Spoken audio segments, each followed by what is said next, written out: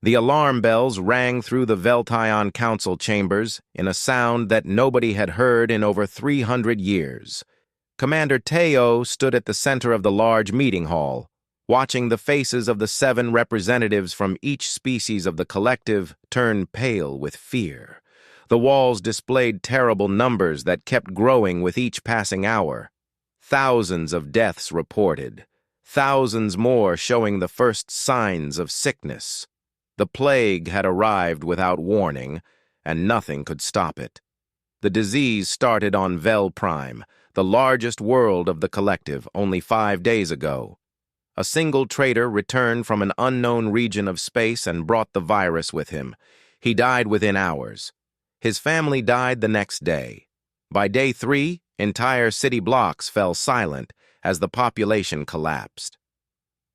The advanced medical systems that the Veltion had built over centuries could not fight this enemy. It moved too fast. It changed too quickly. Each time the doctors found a way to attack it, the virus adapted and became something new. "We are losing control," Dr. Sujin said quietly. She was the chief medical officer of the collective, a position she had held with honor for nearly 20 years. Her voice shook as she spoke. "Our best scientists cannot create a vaccine. Our treatment methods are failing. In 3 weeks, possibly 4, the entire population of Vel Prime will be gone. After that, the virus will spread to the other worlds." Commander Teo looked at the numbers on the screen again. The growth pattern was clear. Without intervention, the plague would kill billions. The Veltion collective, which had taken generations to build and strengthen, would fall to an invisible enemy that came from the stars. Speaker Dae Sung from the diplomatic division stood up. He was older than the others, with gray marks on his face that showed his many years of service. "We must call for help," he said. "We must send messages to all civilizations. Someone must have the knowledge we need." "To whom do we send such messages?" asked Representative Minji from the Science Council. "The great powers of the galaxy will see this as weakness. They will see an opportunity to take our worlds while we are dying." This was the fear that silenced everyone. In the galaxy, strength meant survival. A civilization that showed weakness became a target. The Veltion had built their power through careful trade and diplomatic connections, not through weapons and armies. If they announced their crisis to the greater galaxy, they risked invasion. Commander Teo closed his eyes for a moment. He thought about the children dying in the hospitals on Vel Prime. He thought about the doctors who worked without rest, trying to save people they could not save. The choice was simple. They could die in silence and keep their pride, or they could reach out and risk everything. "We will send a focused message," Commander Teo said finally. "We will reach out to the younger human civilization. They call themselves Unified Earth. They shared medical research with us 2 years ago. They are not warriors. They are traders and scientists. They will help us without wanting conquest in return." This decision brought some relief to the room. The humans were known for their unusual way of thinking. They helped others without always calculating profit or power. It was strange for a spacefaring civilization, but it was also true. Dr. Sujin began working on the message immediately. She listed the symptoms of the plague. She included all the information they had gathered. She explained that they needed medical knowledge, research data, and any treatments that might work. The message was long and detailed. It took 4 hours to prepare properly. The transmission was sent across space, encoded with emergency markers that would direct it to human medical facilities. Commander Teo watched the confirmation light flash, indicating that the message had left the Veltion communication network. Now they could only wait. A human response would take time. The nearest human station was far away, and even with the fastest signals, communication took hours. But what nobody knew was that the message would not arrive where they intended. In the darkness of space between worlds, an old piece of equipment at a communication relay station began to fail. The signal that should have gone to the human medical facility was rerouted to a military station instead. The words plague, infection, and emergency were still visible in the message, but the full context was lost. The receiving computer at the military station read only fragments, pieces of data that looked like a warning of attack. At Kepler Station, Dr. Hei Wan was in her office reviewing old disease data when her monitor flashed with an incoming message. She read the first part of the Veltaion transmission and understood immediately. This was a real crisis. A plague was spreading through their population. She started to prepare a response, ordering the research team to compile all available medical information. But at the same moment, far across human space, Admiral Min Ho received his version of the same message at the military outpost called Crimson Gate. His computers interpreted the broken signal as a warning. The Veltaion sector was under attack. An unknown force was moving through their space. The military codes flashed red across his screen. Admiral Min Ho was a man who had trained for warfare his entire life. He had studied tactics, strategy, and defense for decades. The moment he saw the alert, his body responded with the quick thinking that made him a great military leader. He gave the command to mobilize the fleet. Within minutes, warships began to move.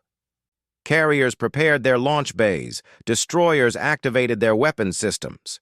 The human military fleet, one of the most advanced in the galaxy, started moving toward the Veltaion sector at maximum speed. There were no questions asked. There was no time to verify the information. A crisis required immediate action. Dr. Haiwan had no idea what was happening. She worked through the night, preparing medical supplies and research data. She did not know that the military had received a different message. She did not know that humanity's greatest warships were racing toward Veltaion space. And in the Veltaion Council chambers, Commander Teo waited for a medical response from the humans. He had no idea that the galaxy was about to change completely. The warships were coming, and nobody had prepared for what would happen when they arrived. The Veltaion Council did not sleep. Commander Teo remained in the chambers through the entire night, watching the disease numbers grow across the screens. More people were getting sick. More people were dying. The hospitals were running out of space. Doctors were working in shifts so long that some of them collapsed from exhaustion while still trying to help their patients. Dr. Su Jin entered the chamber as the first light of the new day approached. Her face looked worn and tired. She had spent the entire night in the medical research center with her team, trying new combinations of medicines and treatments. Nothing worked. The virus continued to spread and change. "We have tried 43 different approaches," she told Commander Teo. "Every single one failed. The virus mutates faster than we can study it. By the time we create a treatment that should work, the virus has already become something different." Commander Teo put a hand on her shoulder. "The humans will have answers," he said, though he was not certain of his own words. "They have survived on a dangerous world. Their immune systems are different. They must have knowledge we do not have." But even as he spoke these hopeful words, the sensors of the Veltaion watching station detected something unusual. A massive energy signature was appearing on their long-range sensors. It was far away still, but it was moving toward them at incredible speed. Commander Teo felt his body go cold. "What is that?" he asked the sensor officer. The officer worked quickly, trying to identify the source. "Multiple signatures," he said, his voice becoming higher with stress. "Multiple large military vessels, human signature, huge weapon systems. They are moving at maximum speed toward our sector." The room erupted in noise. Representatives began shouting questions. Some demanded immediate military defense. Others wanted to send a message asking what the humans wanted. The confusion and fear were overwhelming. At that exact moment, in the office of Admiral Min Ho aboard the military station, a small alarm appeared on a secondary monitor. It was Dr. Haiwan's transmission, the real message about the medical emergency. The admiral was still focused on the military alert that had started everything. He saw the new message but misinterpreted it. In the context of what he believed was a military attack, the medical language seemed like a trick or a cover for the true invasion. Admiral Minho was a large man with dark eyes that showed he had seen many battles. He commanded with absolute confidence. His military record was perfect. He had won every engagement he had fought in. When he believed his nation faced a threat, he responded with the full power of his fleet. "Maintain course," he told his crew. "Keep all weapons armed. If they fire on us, return fire with maximum force. Do not let them take the first strike." The admiral had spent his entire life training for a moment exactly like this. An unknown enemy was moving through space. His duty was to protect human territories and interests. He would not fail. The human fleet continued its journey toward Veltaion space. The ships were massive beyond anything the Veltaion possessed. Carriers that could launch hundreds of fighter craft, destroyers with weapons that could vaporize entire cities, advanced cruisers with shields that could withstand almost any attack. The fleet was not going to help with a medical crisis. The fleet was prepared for total war. Back in the Veltaion chambers, Commander Teo made a decision that he hoped was not a mistake. He ordered the defensive forces to take positions around the main population centers. If the humans were coming to invade, the Veltaion would die protecting their people. It was a hopeless strategy, but it was all they had. Dr. Su Jin stood with Commander Teo as they watched the sensors. "What did you tell them?" she asked. "What message did you send that brought this response?" "A request for medical help," Commander Teo said. "Nothing more. We told them about the plague and asked for their knowledge." "Then why do they come with warships?" Dr. Su Jin's voice cracked with despair. "Why not with doctors and medicines?" Commander Teo had no answer. He stood in silence as the reality of their situation became clear. They had sent a message asking for help. Instead of help, they had received an army. In space between the two civilizations, the Veltaion sensors detected the human fleet slowing as it approached the outer edges of their territory. The human ships stopped moving forward but kept their weapon systems active.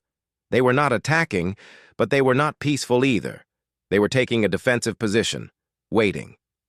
Dr. Haywan sat at her desk at Kepler Station and tried again to send a message to the military fleet. She sent the original Veltaion transmission in full. She explained that the situation was medical, not military.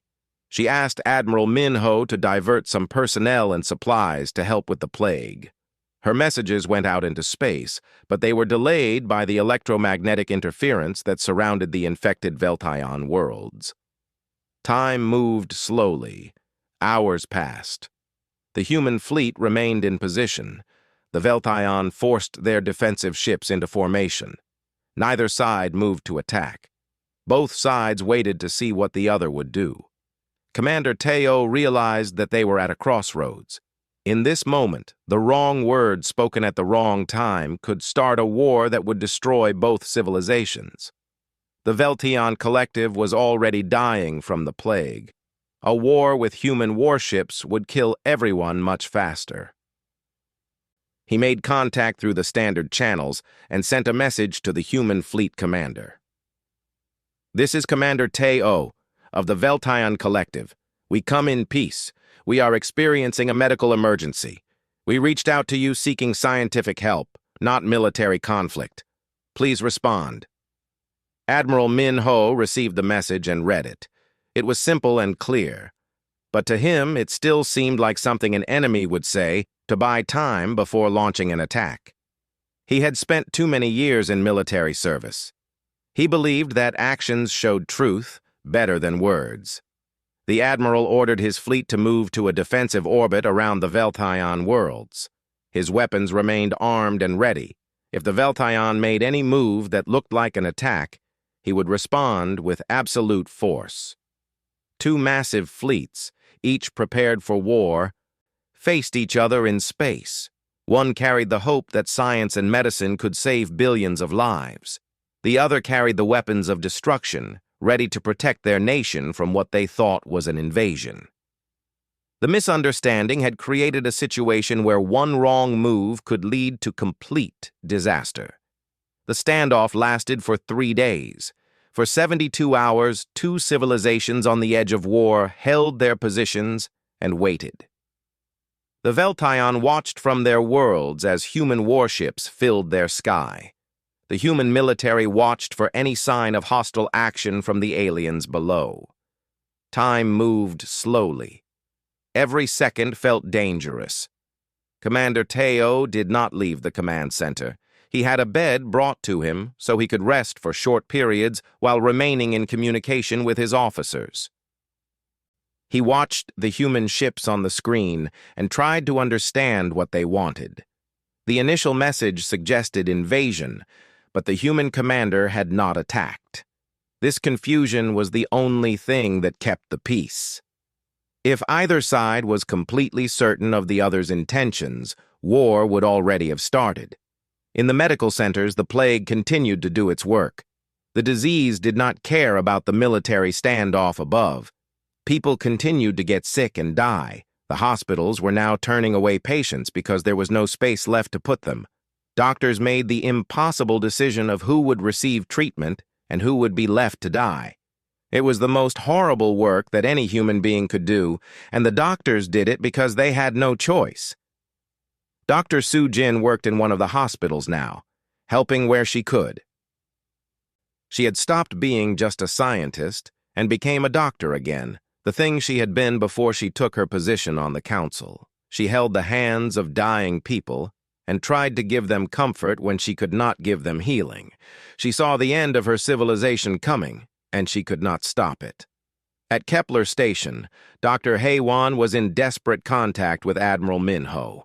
Her messages were finally getting through without the electromagnetic interference blocking them. She sent the complete medical information multiple times. She begged the Admiral to understand that the Veltaion were not invaders. They were dying. Admiral Minho read her latest message in his command center. His officers watched him carefully, waiting for orders. The Admiral was a man who made decisions based on what he could see and what he could prove.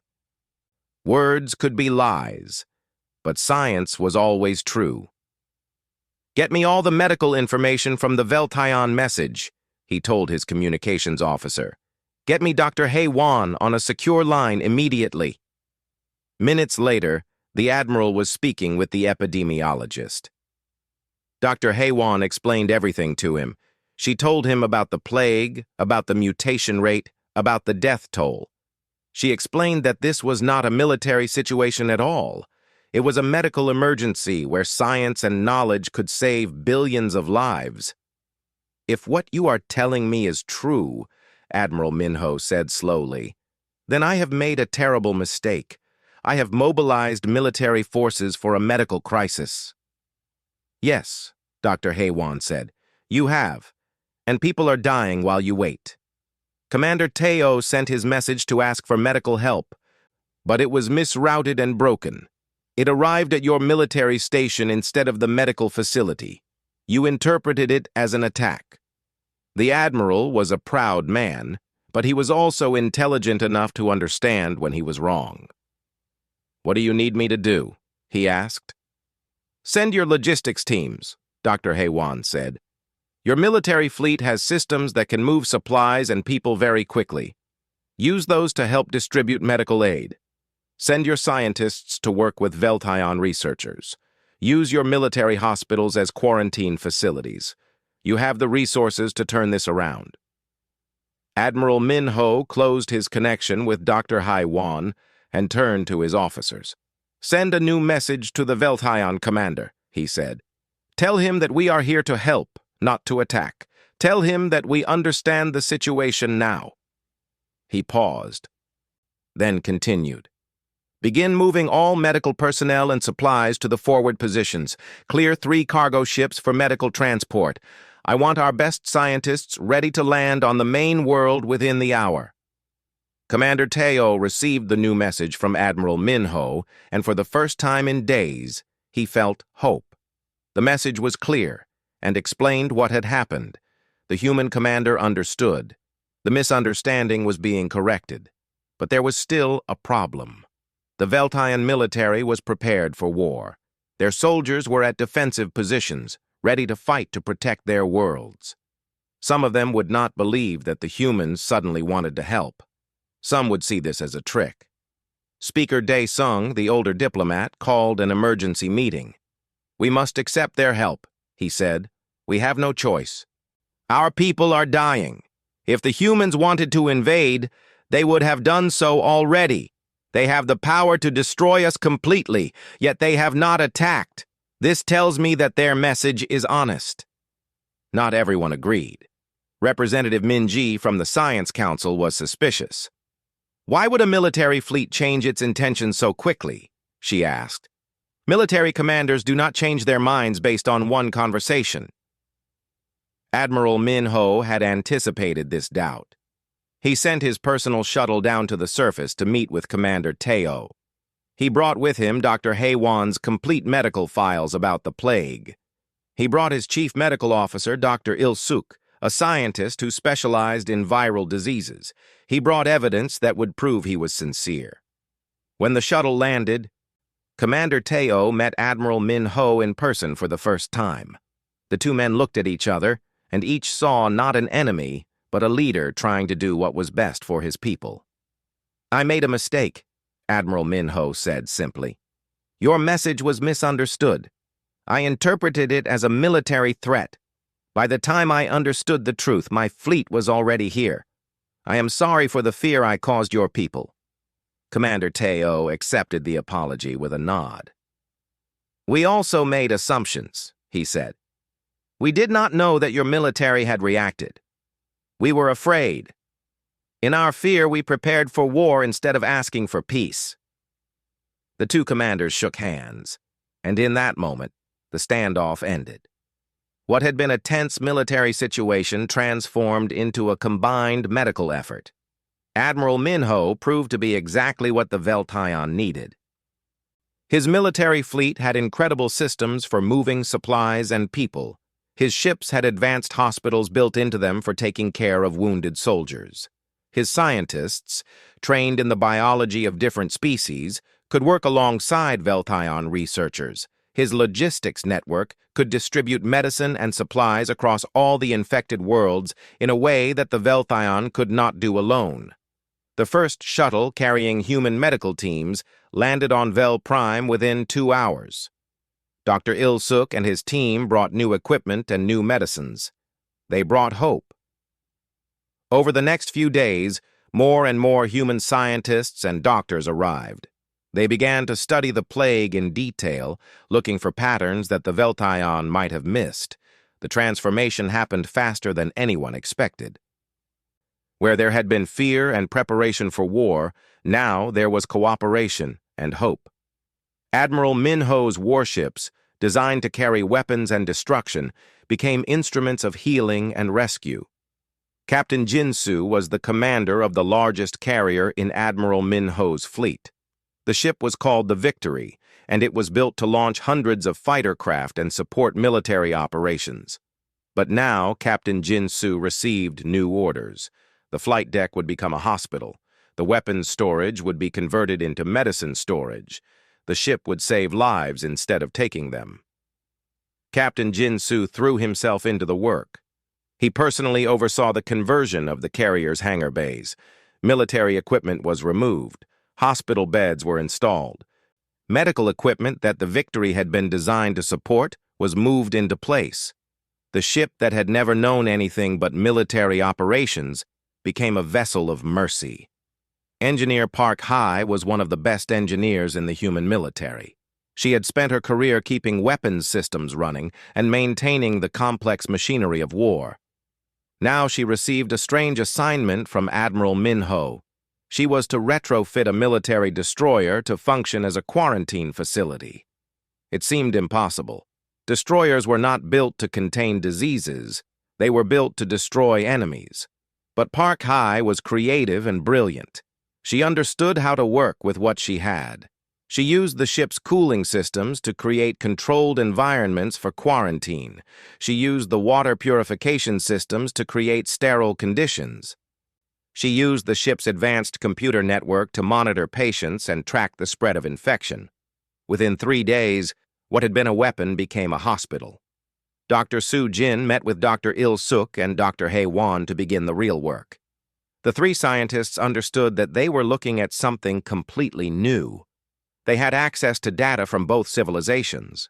The Veltion had thousands of years of medical history. The humans had a completely different approach to medicine based on a completely different biology. Dr. Il Suk looked at blood samples from infected Veltion patients. "This is fascinating," he said to the others. "Look at how the virus is structured. It is designed to attack specific cells in the Veltion immune system. But these same cells are different in human biology." "What are you saying?" asked Dr. Su Jin. "I am saying that your virus cannot easily infect humans," Dr. Il Suk explained. "Your body's defenses are structured differently than ours, and because they are different, they might give us insight into how to attack the virus in your own people." Dr. He Wan began looking at ancient human medical records. Humans, she remembered, had suffered through many plagues in their history. They did not have the advanced medicine of the Veltion, but they had survived. They had developed immune systems that could fight off disease and recover from infection. "What if we look at human survivors from old plague diseases?" she suggested. "What if we study what made them resistant to infection? What if we can identify the same kind of resistance in your population?" The scientists began examining genetic data from both species. They looked for similarities in immune responses. They studied how human bodies fought infections that the Veltion had no experience with. Slowly, a picture began to emerge. In the hospitals across Vel Prime, the first human treatments began to be tested. Dr. Il Suk had synthesized a compound based on human antibodies that showed promise against the plague. It was a strange medicine, created from human blood and alien chemistry mixed together. Nothing like it had existed before. The first patient to receive the new medicine was an elderly Veltion named Rio. He had been infected for 5 days. The doctors had given him 3 days to live. His body was shutting down. The plague was winning. Dr. Su Jin gave him the injection herself. She explained that this was a new medicine created by working together with human scientists. She explained that it might not work, but it might. Rio accepted the medicine and waited to die. There was nothing else to do. But something unexpected happened. Within 6 hours, Rio's fever began to drop. Within 12 hours, he was strong enough to sit up in bed. Within 24 hours, all the signs of the plague were gone from his body. The old man who should have been dead was alive and recovering. News of Rio's recovery spread through the hospitals like wildfire. Patients who had given up hope suddenly found reasons to live. The doctors who had been performing impossible choices about who would receive treatment suddenly had a cure to give. More medicine was produced. Human scientists and Veltion scientists worked together, combining their knowledge and resources. What had taken weeks of research before now took days. The cooperation between the two civilizations created something that neither could have created alone. Admiral Minho watched the reports coming back from the medical teams. The plague numbers began to change. Instead of exponential growth, the numbers began to slow. Then, they began to fall. People were being cured. Lives were being saved. He stood in his command center aboard his flagship and realized what he had done without meaning to do it. He had changed the course of history. What started as a military mobilization had become an act of salvation. His warships, designed to kill, had helped save billions of lives. Captain Jin Su reported that the hospital ship was at full capacity. Every bed on the converted carrier was filled with recovering patients. The medical teams were working around the clock. The Victory, a ship that had been built for battle, had instead become a monument to healing. Engineer Park Hai received a message of thanks from Dr. Il-suk. The doctor told her that the quarantine systems she had created were more effective than any medical facility they had previously used. The engineer, who had spent her career building weapons of war, had instead created a tool that saved lives. All across Vel Prime and the other infected worlds, the same story repeated itself. Human military equipment and human military knowledge were being repurposed for medicine. Military logistics kept supplies moving to where they were needed most. Military organization and discipline helped organize the medical response. The Veltion watched as their supposed invaders worked tirelessly to save their people. They saw human soldiers helping the wounded. They saw human scientists working in their hospitals. They saw the military fleet above their worlds, not as a threat, but as a protective presence. Dr. Sujin stood on a viewing platform of the converted destroyer and watched the city below. Lights were coming on again in buildings that had been dark with death just days before. People were walking the streets instead of being confined to hospitals. The plague was being defeated. She thought about the strange turn that fate had taken. A misunderstanding had brought destruction within reach. But that same misunderstanding had also brought salvation. The very military power that they had feared was the only resource large and capable enough to save them. The scientist in her understood that this was the most important moment in Veltion history. They had learned a lesson that would change everything. Sometimes strength and compassion could exist in the same place. Sometimes warriors and healers could be the same people. 3 weeks had passed since the first human medicine was tested. The plague that had seemed unstoppable was now being defeated across all the Veltion worlds. The number of new infections dropped each day. The number of recoveries grew. The death rate, which had been climbing steadily for weeks, began to fall. Admiral Minho's fleet was still in orbit above the Veltion worlds, but now it represented safety instead of danger. The warships were constantly moving, transporting supplies, delivering medicine, taking the sick to hospitals. What had been a military operation designed for destruction had become a humanitarian mission designed for salvation. Dr. Il-suk and Dr. Sujin published their joint findings. They had identified the weakness in the plague that made human medicine effective against it. The virus had evolved to attack Veltion immune cells, but those same cells had different structures in human biology. Human antibodies, created by thousands of years of surviving different diseases, could recognize and destroy the plague virus. But more importantly, the scientists had figured out how to amplify this effect. They had learned to extract and modify human antibodies.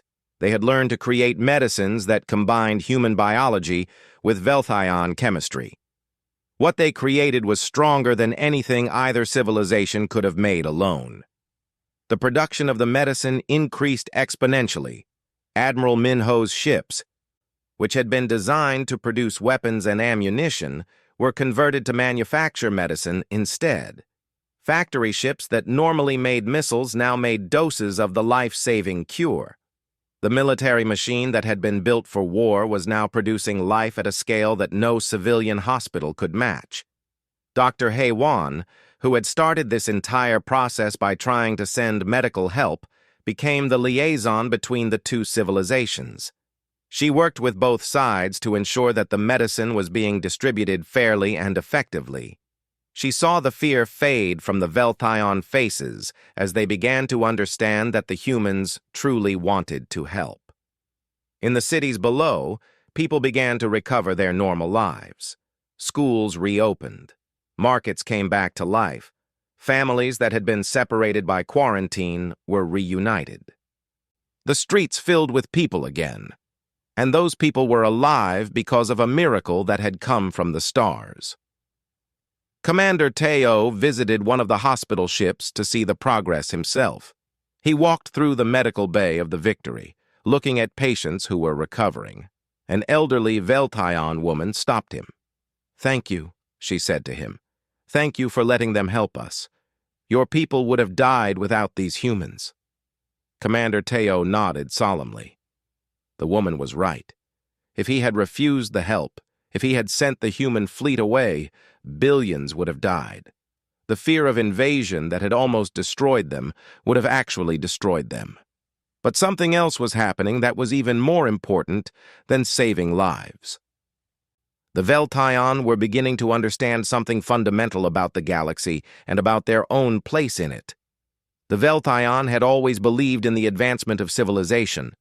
They thought that the more advanced a species became, the less they needed the primitive aspects of their history. They had left behind their warrior instincts, their aggressive behavior, their instinct for survival. They believed that peace and science and civilization had replaced the need for such things. But humans were different. Humans had carried their warrior nature into space. Humans trained soldiers to be ready for combat. Humans built weapons and maintained the ability to fight.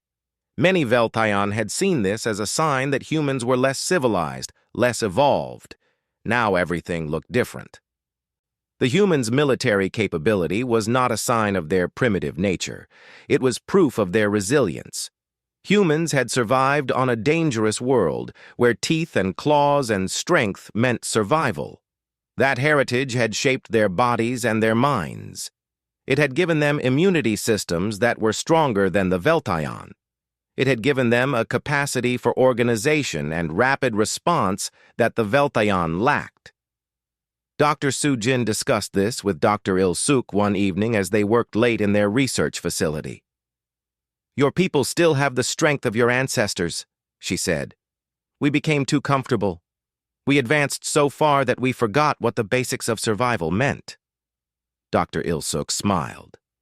"Perhaps that is why we were able to help," he said. "Because we never forgot. Our medical knowledge comes from thousands of years of fighting disease. Our military organization comes from thousands of years of survival. We are not ashamed of our history. We build on it." The recovery continued for another week. The plague was no longer spreading. The death rate had fallen to almost nothing. The crisis was over. What had seemed impossible just a month earlier had been prevented. The Veltaion collective would survive. Billions would live because of the cooperation between two civilizations. But the real turning point came when the production of medicine exceeded demand. The ships no longer needed to make medicine for the sick because there were fewer sick people each day. Admiral Minho called together his officers and Commander Teo to discuss what came next. "We have achieved our goal," the Admiral said. "The plague is defeated. The people are recovering. Our mission is complete." But Commander Teo stood up. "Perhaps our mission is not complete," he said. "Perhaps it is just beginning. The humans came to our aid in our greatest moment of need. We owe them a debt that cannot be repaid with thanks alone." Speaker Dae Sung, the elder diplomat, added his voice. "This cooperation has shown us something important," he said. "In the galaxy, strength can be used for protection. Weapons can defend the helpless. Military power can save lives instead of taking them. The humans have taught us a valuable lesson." "What are you suggesting?" asked Admiral Minho. Commander Teo looked at the human officer across the table. "I am suggesting that this partnership should not end," he said. "I am suggesting that we form an alliance. The humans have shown that they are trustworthy. They have shown that they value life. I believe that together, we are stronger than apart." Admiral Minho extended his hand across the table. "I would be honored to accept such an alliance," he said. Commander Teo grasped the human's hand firmly. In that moment, a new era began. Two civilizations that had almost gone to war would instead become partners. The galaxy was about to witness something rare and beautiful. Two species with completely different histories and completely different perspectives had found a way to work together, and in that partnership, they had become something stronger than either could be alone. The news spread through both populations quickly. The Veltaion, who had feared the human warships, began to see them differently. The humans who had come prepared for battle had instead found purpose in healing. The misunderstanding that almost destroyed everyone had instead created the foundation for a lasting peace.